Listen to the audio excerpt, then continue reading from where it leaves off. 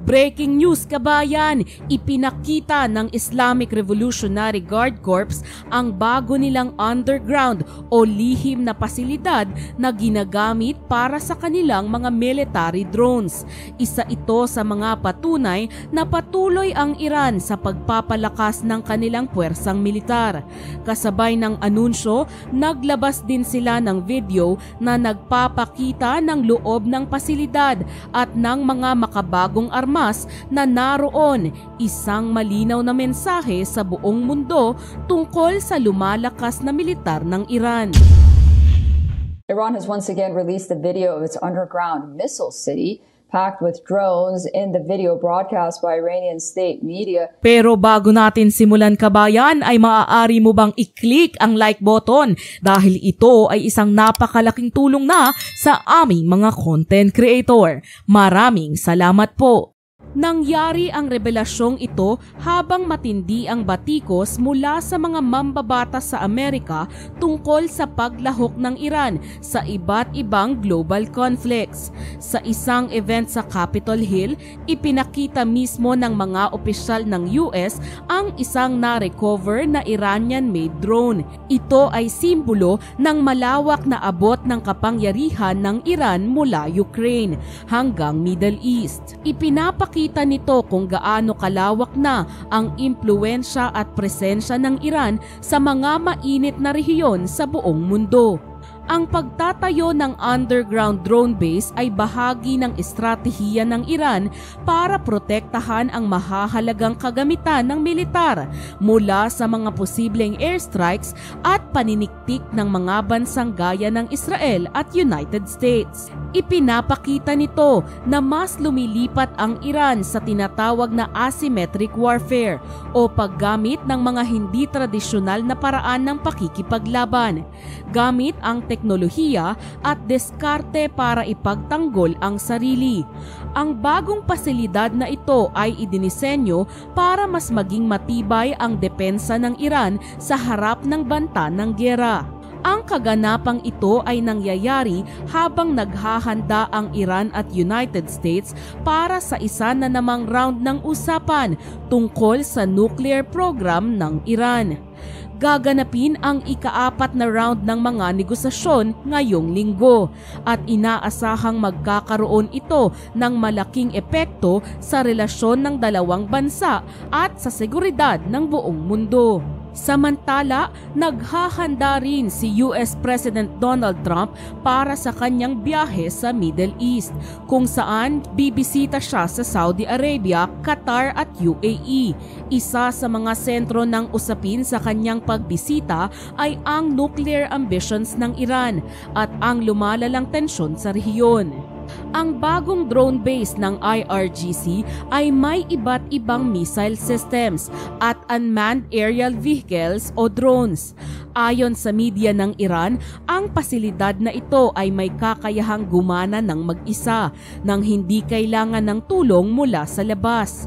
Kaya nitong i-activate ang kanilang mga armas at sundalo agad kung kinakailangan. Sabi ng mga opisyal, handa na raw ito para sa anumang military mission, isang senyales na seryoso ang Iran sa pagpapalakas ng kanilang depensa.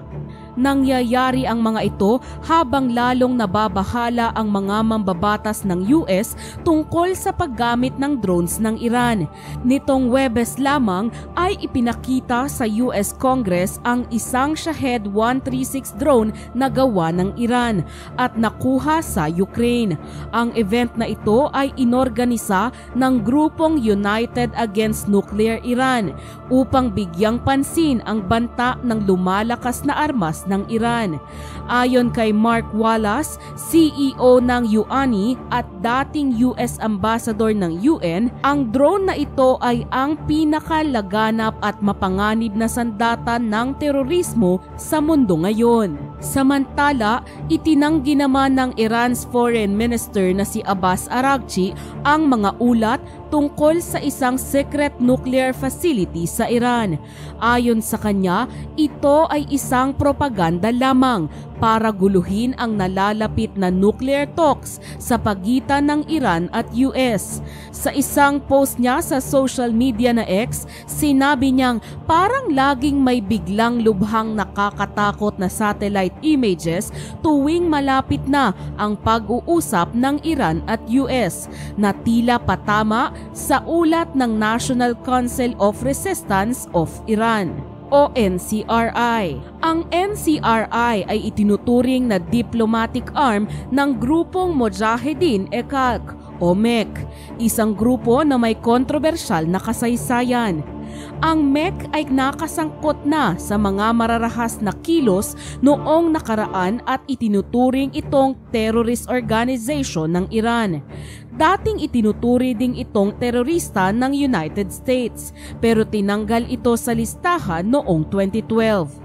Ayon kay IRGC Major General Hossein Salami, ang nasasaksihan ngayon ng sambayanang Iranian ay maliit na bahagi pa lamang ng tunay na kakayahan ng IRGC Navy pagdating sa paggamit ng drones. Samantala, tinawag naman ni former US Ambassador to the UN na si Mark Wallace ang drone ng Iran na Shahed 136 bilang ang pinakalaganap na sandatang teroristang may kakayahang magdulot ng malawakang pagkasira sa buong mundo sa ngayon.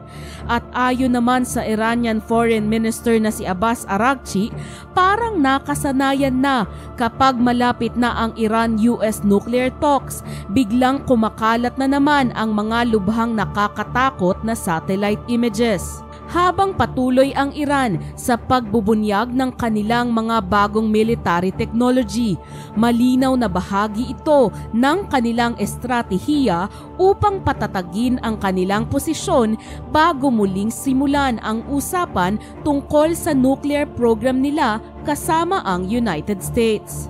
Nakatakdang ituloy ang mga pag-uusap na ito sa May 11 sa bansang Oman. Ang timing ng mga kaganapang ito ay hindi rin basta-basta. Tumapat ito sa planong pagbisita ni US President Donald Trump sa Middle East, kung saan inaasahan siyang bibisita sa mga bansang gaya ng Saudi Arabia, Qatar at UAE. Sa kanyang biyahe, inaasahan na ang mga diskusyon ay itutuon sa lumalawak na military influence ng Iran sa rehiyon at sa patuloy nitong nuclear ambitions. Ang mga isyong ito ay inaasahan na magiging sentro ng mga usapan tungkol sa seguridad sa rehiyon at sa pangkalahatang katatagan ng Middle East.